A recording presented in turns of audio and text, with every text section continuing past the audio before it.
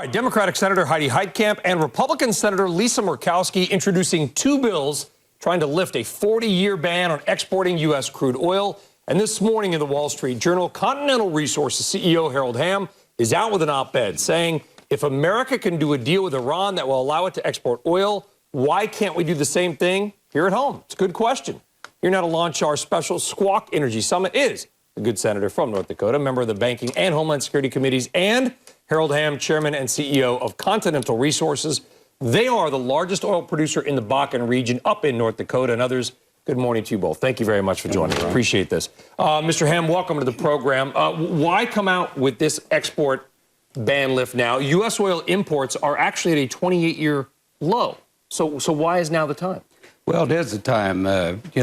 Right now, this is the first time we've ever needed to export because we've not had the oil before. But, with the oil renaissance that's come about here in America due to horizontal drilling, we have the resource developed and we should be exporting. And there's a huge mismatch of production today. What we're producing is light tight oil that just doesn't fit into the refining complex with heavy sour crude. And this is an important point that you're making. It's a little bit technical, but you hear this all the time when we talk about oil exports, because critics of it will say, why should we export oil? We're importing a couple million barrels a day already. It's stupid to export because we could just use it for ourselves.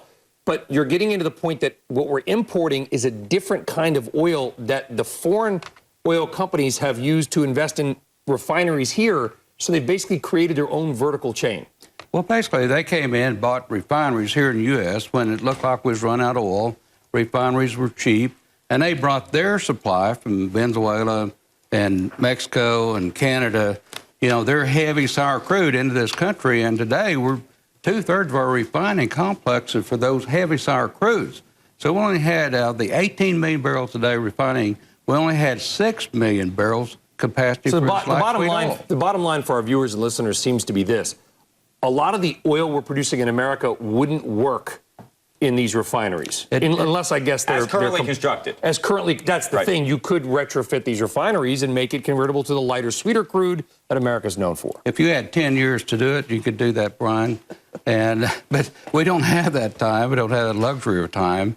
So it takes a long time to retrofit refineries and a whole lot of money. So anyway, the big news is, though, that we're exporting the very things that we consumers use, 4.7 million barrels of refined products. There's no limitation on refineries exporting. Okay, let me ask you this question. There has been an argument made that if we export, that at least in the short term, if not the long term, that we raise the price of oil in this country. I don't know. On our own people. Yeah, I don't know, Andrew, in what world that increasing the global supply is actually going to raise the price. The more supply we can get into the marketplace, especially into Europe, the lower the international price is going to be, and the more we're going to make that equivocation between West Texas Intermediate crude and the Brent price. And the interesting thing, Harold just talked about how we allow the export of refined product. In fact, we're the #1 country that exports refined product. If this is about price control, if this is about controlling the consumer price, why would we ever allow the product that the consumers use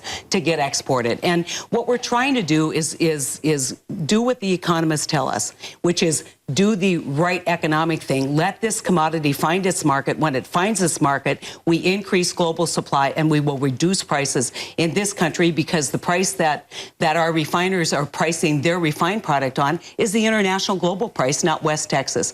And so we've got a real problem here for consumers. And that's been one of the biggest lifts we've had in doing bills like Lisa's and mine. And this is not a new issue. This isn't being driven by price for me. This is being driven by fundamental fairness of a commodity being able to be exported and reach its price. It's about our balance of trade. It's about soft power. This is a policy that the policy banning exports is wrong on so many levels. We could talk all day about it. I understand every one of the arguments you just made. They all make sense to me, and they're logical arguments. But then you hear from someone like a Charlie Munger who says we shouldn't export oil because it's different than any other commodity. It's something that, if you look at energy security, Let's use up everybody else's oil, and then we'll be the only ones left with it. Now, granted, that's I think out there, that's an but argument for the that's what Munger has 70s. made. That's an argument for the 70s. That's an argument before different oil, I guess is the case. Not only that, but it's an argument that we were confronting when we didn't think we had this massive reserve of oil. And I think we A need to Malthusian update our argument, thinking. then? You bet. I think we need to. What's weird about the Munger argument, though, Munger at Berkshire Hathaway, is that Berkshire Hathaway owns BNSF, massive railroad. BNSF is the biggest railroad beneficiary in North Dakota. I've been to Williston a number of times, Senator. So you've seen you it can't, built well, but yes, but you can't get the oil out. They don't have the if you pump. Let's say they overcome this export ban, and all of a sudden we start pumping a bunch more oil again. How are you going to get it out of there? Well, I think we Can't build a pipeline. The railroads are full. I think we've proven we can move the oil if we in fact can find a market.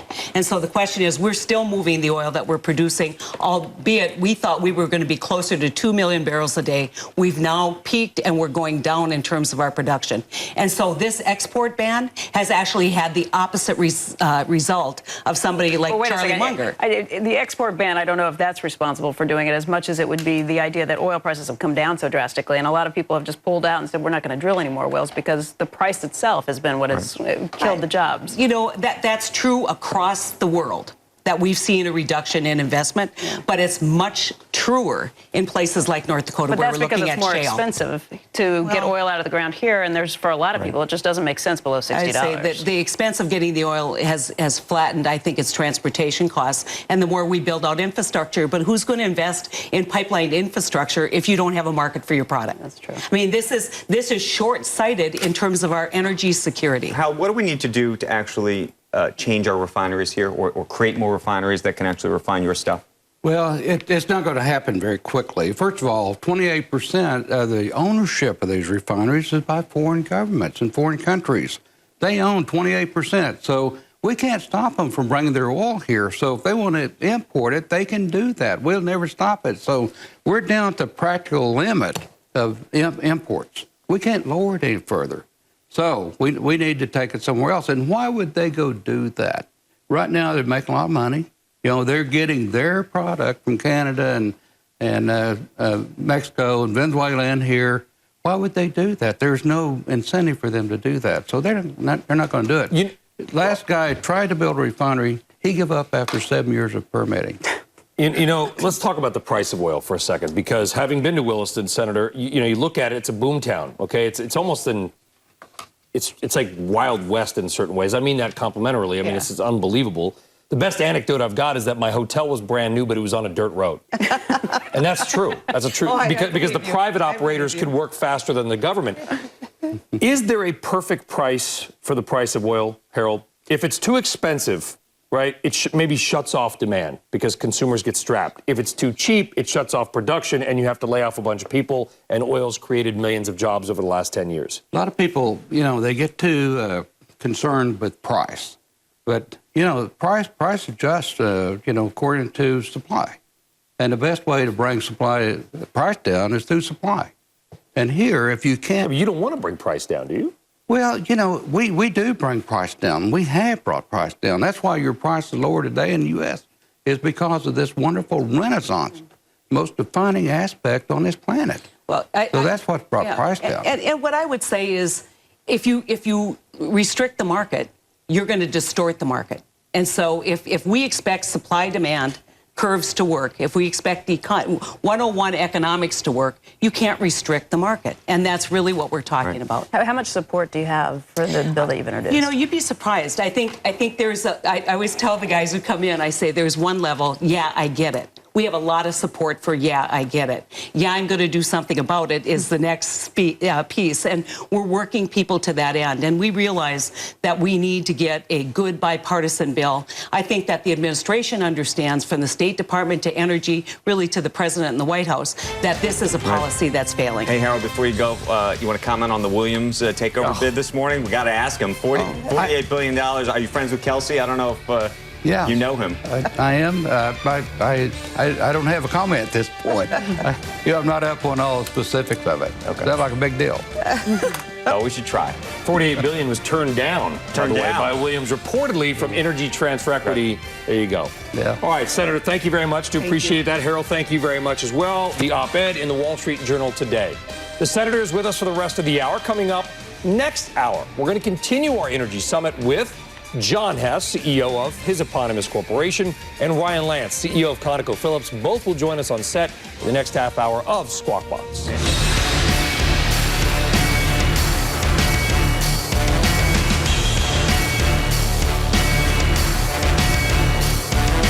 It is 7:32 in the East, 4:32 if you're awake for some reason in California. Welcome back to Squawk Box, everybody. Here are some of the big headlines this Monday morning. Cigna rejecting a $47 billion takeover bid from Anthem over the weekend, saying it is not in the best interest of shareholders.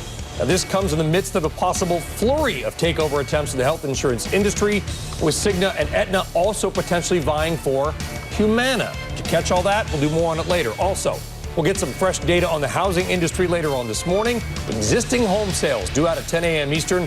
They are expected to show a rise of 4.2%. And Facebook hoping to wow advertisers today as it unveils a new mobile ad format during an advertising conference in France. Maybe Joe will be there. Maybe. We've been talking about auto sales here in the United States, and they have been red hot this year. But if you think it's due to subprime lending, think again. Phil LeBeau joins us from Chicago right now with more on that story. And Phil, good morning. Good morning, Becky. You know, we had the folks at Equifax who they basically monitor all of the auto financing in the United States. The most recent data, we asked them to pull it together year to date, and it's actually just for the first quarter because anything more recent than that, it's only partial data. But what they found is that when you look at all the financing that's going on and the increase in auto sales, both used and new in the United States, it's not due to a subprime loan bubble. In fact, if you take a look at subprime loans in the first quarter, 1.59 million of them were written. That's 23.9% of all auto loans. And oh, by the way, that's only up 0.7% compared to the first quarter of last year. It is 34% of the financing increase that we've seen year over year. In the subprime market, the average new loan that's being taken out for somebody who's got a credit score of 620 or lower, it comes out to $27,309. The average used loan, just over $15,000. And here's the key point. The delinquency rate, it's actually falling. It's now down to 3.3% of all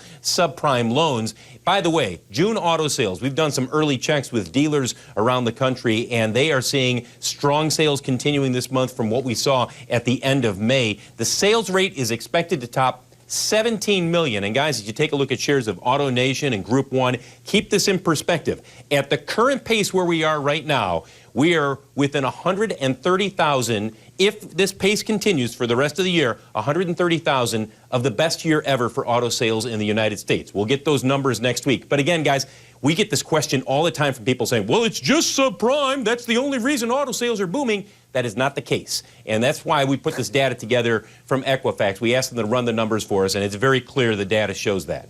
You know, and Phil, they sound just like that when they say it. Even on Twitter and stuff like that, they'd say, oh, they'd sound exactly like that. You're right.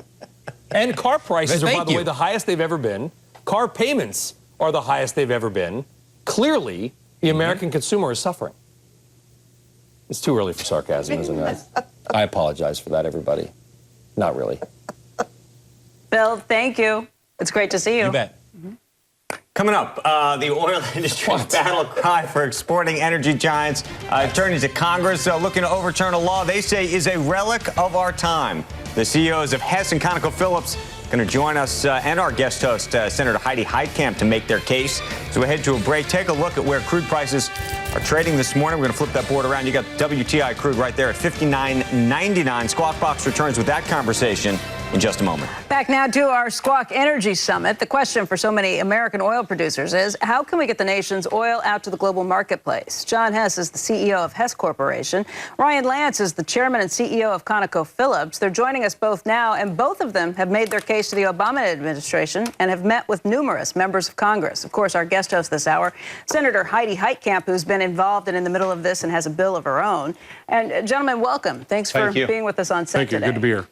We went over with Harold Hamm why he thinks that this is important. But, John, you're, I think, the #3 producer in the Bakken, and you think it's a very important move, too. You want to add your voice as to why? I'd be happy to, Becky. Thank you. It's great to be back. At a time when the U.S. is considering removing sanctions on Iranian crude oil exports, we should remove the 40-year-old sanctions on U.S. crude oil exports. Our oil is literally trapped here. because of the ban. Inventories of crude oil in the last year have gone from 350 million barrels to 470 million barrels. As a consequence, our oil, as a U.S. producer, gets $5 to $15 a barrel less than we could get if we sold on the open marketplace. And you say that's directly because of the lack of refining and the lack of the ability actually, to the oil's trapped. We can't export it. And on top of it, we export refined products, though. That's so right. I guess if you could refine it We here. export 3.5 million barrels a day refined products, gasoline and heating oil. Why don't we export the crude that makes those products? It makes no sense. I don't know any other industry that's treated this way. On top of it, by putting more crude on the open marketplace, you're going to make more energy security. A lot of third-party studies have shown gasoline prices will go down. It's a big impact on the economy, shale. 2 million jobs have been created since the financial crisis because of shale. And on top of it, we invest as an industry in shale $100 billion a year. It's almost 10% of the capital investment in our country per year. So we're the largest producer as a country of oil and natural gas liquids.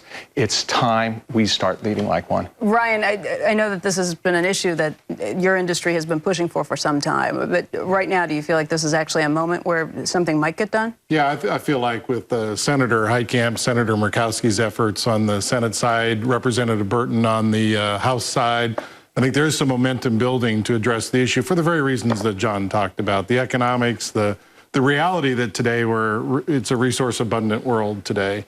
And we have to compete on a global scale. I'm in 26 countries around the world. A lot of our investments coming here to the U.S. And it is a competitive world out there. We want to sell our crude on a global market, just like everybody else sells, because it will help the competitiveness here in the U.S. Senator, we talked a little bit in the last conversation about how you have people who are lining up in the Senate who are saying, yes, we understand why, but they're maybe not to the point of saying that they'll go along with something. This is a politically sensitive issue. There are a lot of people who don't want to see more oil exported because they don't want to see more oil drilled. Well, I think that's exactly right. You hit the nail on the head. They'll come up with a whole lot of excuses, but they fundamentally do not want any more production of fossil fuels. And so we have to combat that. But I will tell you that frequently in the Senate, people don't make decisions until they absolutely have to. And since the bill hasn't been on the floor, since we've advanced this amendment twice, one on the Iran sanctions, Lisa and I advanced it, and the second has been on the defense authorization. And we didn't get a vote on either one of those amendments, but it's that opportunity to continue to advance the bill. And quite frankly, I think we have enough people who understand the economics of this, that if we're voting straight up economics, we win. Right. But you just pointed out that these have been riders in the past. Is that because it's so politically sensitive that you can't even run this by itself? No, I don't think that's true. I think that it's new. It's not like GSE reform. It's not like a lot of the issues that tax reform that happen year after year where people kind of build opinion. This is a fairly new issue. Last Congress, we spent a lot of time educating, got great studies saying this isn't going to have an impact on consumer prices. Now we have to continue the next step. But everybody who is ballyhooing this wonderful energy self-sufficiency that we're moving towards should understand that restricting the export will stop the investment and will curtail our self-sufficiency. Have you had a conversation? Those are conflicting Have you ever had ideas. a conversation with President Obama directly about this, since this could be solved with an executive order? I have had a conversation. And he with says to you what? Well, I'm not going to. I mean, these are conversations I frequently don't comment on. But you know, I will tell you, he understands. He's in that category of understanding.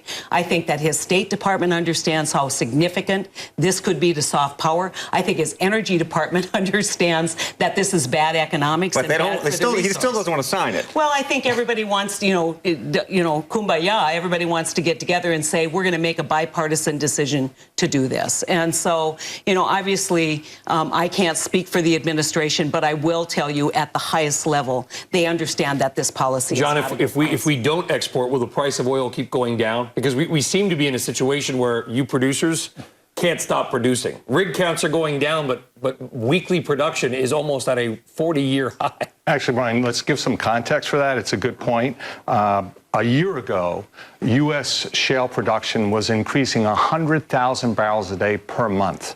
Right now, it's 0 barrels a day per month. So you're looking at a lag number. When you look forward, our production is actually flattening, and some people actually say our production could be down by December. Still of this year. 9.4 million tying it to barrels exports, a day. I don't know if that's an accurate perception for really doing it. I mean, if you talk to ExxonMobil, Rex Tillerson told me the reason he's doing it is because oil prices are down. Ryan, I would suggest that you and John probably looking at the same thing. The reason that you cut back on capital expenditures was not because of the export of oil that you knew was banned, but because prices came down. Yeah, exactly. But we're an industry that spends most of our cash flow back into the business. So I think the point we would make is the opposite point, that if you can sell U.S. crude at a global price and eliminate that artificial differential that exists between global prices and U.S. prices for crude, it will increase the cash flow for companies like mine, companies like John's, and reinvestment will go back into the business, which will drive more production down the road. Shale has been disproportionately hit in the oil price crash, and I think that's the real point.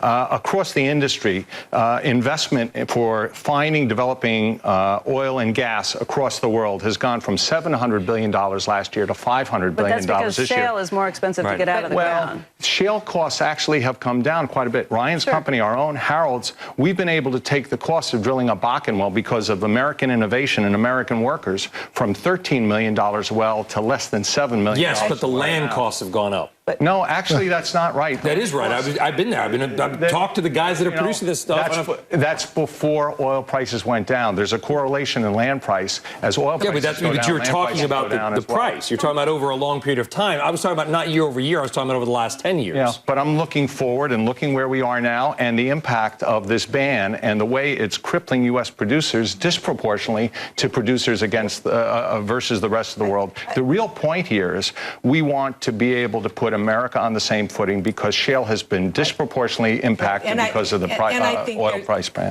There's a couple extra points. Number one, the decline curve in shale wells is fairly steep. And so, you know, as you see production coming online, it'll come offline, and you're going to see a sharper decline in production. The other point is commercial land values have gone down in North Dakota pretty dramatically since the oil prices have come down. And Becky, North Dakota went from 1.2 thousand barrels a day to 1.2 million barrels a day in a decade. Right, and a lot of that high inflationary land value was related to old leases that needed to be perfected, so there was a rush to drill. Now we're at a situation where production and drilling can be more stabilized over the long term, and so that big rush is what caused land prices to go up. And I would add, I was at OPEC just 3 weeks ago talking to them about the unconventional revolution, and the message is it's here to stay. Because you talk about the cost to develop the unconventionals might be higher, but the core area of these unconventionals, you go to the Eagle Ford, you go to the Permian, you go to the Bakken, will compete on a cost of supply basis with some of the best resources around the world. So unconventional is not going away, even despite the fact that the price is down to $60. How did that message go over with Well, it was interesting as I got invited back, and I was there 3 years ago to tell them about the unconventional revolution. I said something provocative, that the U.S. would surpass Saudi Arabia in the next 10 years in production. I got laughed off the stage. So I got invited back this year to say, well, how's that going? And to tell them, you know, it is going, and you're not going to knock it down because it is here to stay. The innovation, the technology, as John describes, taking the costs out of the cost supply that we have as a result of the lower prices has made us more effective and more efficient. And that's going to continue. What's the reaction you got back, or maybe heard once you got off the stage? Because that's been a huge frustration, I'm sure, to the OPEC nations. They recognize that they missed it. They recognize that they weren't prepared as an organization to deal with the extra production. And now, to I think Harold's point and to John's point earlier, this export ban, this restriction on getting U.S. crude into the global marketplace is the next big thing that they don't understand. But we have to get it out there to increase the investment back in here. John, until the beginning of this year, Texas accounted for 23% of all U.S. new job creation over 5 years. Yes. It's only 9% of the U.S. population. I've been in North Dakota. If you can drive a truck, you're making $150,000 a year. It's a hell of an economic boom. We've seen jobs lost. I have argued, and people have said that I'm insane for saying this, that the decline in the price of oil is a net negative for the United States. Yes, consumers save money in gas prices. I get that. But data shows, you know what they do when they save money in gas prices? They drive more, and they pay off credit card debt. Okay, so we've seen hundreds of thousands of jobs wiped out. Will we see more job losses at $60 a barrel oil, or is this a stable price? You won't increase production, but you're not you, but the industry won't lay off tens of thousands more. U.S. rigs in the last 3 months have gone from... They're cut in half. Cut in half, exactly. Over the time period of oil prices going down, they've gone from 1,900 rigs running in the country to about 675 today. So it's more than 50%. So there are a lot of job losses associated with it. It's not going to come back so quickly. So I think there's a real concern there as we look forward. I think the real point, Becky, when we're talking about this differential, even though oil prices are down and it's hitting the whole industry, it's hitting the U.S. industry more, that $5 to $15 differential between WTI and Brent, the world price for Brent, is going to go a long way if it's in U.S. producers' pockets so they can reinvest, get the recount up, and get jobs up. And that's the biggest argument. It's about our economy and the economy hit. Because these are middle-class jobs that you can find without necessarily having a 4-year college degree or something beyond that. And there aren't too many places that you guys talk stores. about, there's not too many. Midland, Texas has the highest per capita income in the United States per zip code.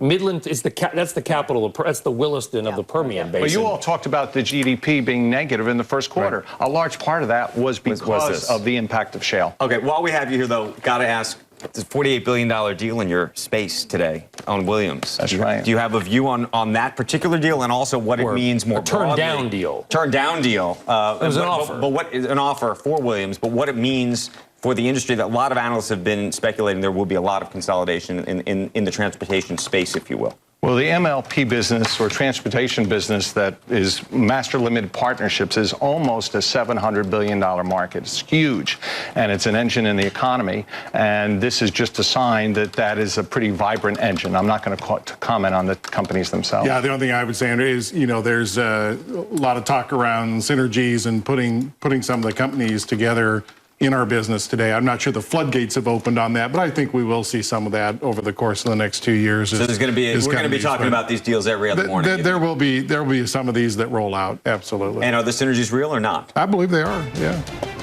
John, love your point about the differential between WTI and Brent. That is a huge, very important point, too. But, gentlemen, thank you both for being here. We really appreciate it. Great to be back. Thanks. When we come back, we'll talk more about stocks to watch this morning. And then Greece and Eurozone officials down to the wire on a deal. Markets around the world surging on hopes that an agreement can be reached. The DAX up by about 3%, the CAC up by 2.8%. And right here in America, the Dow Jones, that industrial average, the futures look like they're up by 121 points. S&P futures up by 13. We'll hear from BMO's chief market strategist, Brian Belsky, in the next hour. All right, welcome back. Let's take a look at a couple of stocks that you want to watch on this Monday morning. Williams Companies rejecting an unsolicited $48 billion buyout bid from an unnamed company, but that is open to other offers. Reports say that the unnamed suitor is Energy Transfer Equity, and Andrew, they're out with a statement on that. They're out with a statement on that. So you don't need a source. The source is the company. We don't need no stinking sources. The source is on the record. We don't need two things, badges and sources. Just want to. We do need badgers. Those are really bad words for a reporter to say. We do need badgers, by the way, especially honey badgers, because they don't give a. Fiat Chrysler shares are rallying in the pre-market trading. No particular news this morning. CEO Sergio Marchionne has been pushing hard for a merger with GM. So far to no avail. By the way, Ferrari looked a little stronger in the Formula One race in Austria this weekend. Maybe that's it. Fitbit poised to keep its perfect record going, having rallied in its first 2 days as a public company and jumping in pre-market trading this morning. And restaurant chain Noodles & Company under pressure this morning, as it has been for a while, after it announced the resignation of the president and chief operating officer, Keith Kinsey. This guy, this may be one of the worst, if not the worst, I don't have the exact data in front of me, performing IPOs the last couple of years. Noodles & Company is the worst performing restaurant stock of any major stock over the last year. It's not been good. Let's get a final thought from Senator Heidi Heitkamp. And Senator, we've talked a lot about oil and what it would mean for the U.S. producers, but you think there's an impact on international relations? Well, I think absolutely. If you listen to the experts, people like Tony Blair, they tell us the one thing that we can do is give energy security to the world and to our allies, knowing that there is a supply of crude oil that can move into the European markets, compete against Russian crude, compete against Iranian crude. That's a critical piece, and I think it will help provide that soft power that we talk so much about, which is our economic strength. Instead of just looking at boots on the ground, look at what else we can do that helps stabilize the world. And I think energy exports are a big part of that, including natural gas exports. All right. Well, Senator, we want to thank you very much for joining us today. It's been a pleasure. Well, thank you. It's always great. Safe travels. Come back up to North Dakota. It's not an easy trip, You know, Senator. in August, we can promise you 100 degrees and 80% humidity. Great Lakes Airlines through Denver, that terminal. Okay. Thank you, Senator. Thank you, Senator. Coming up.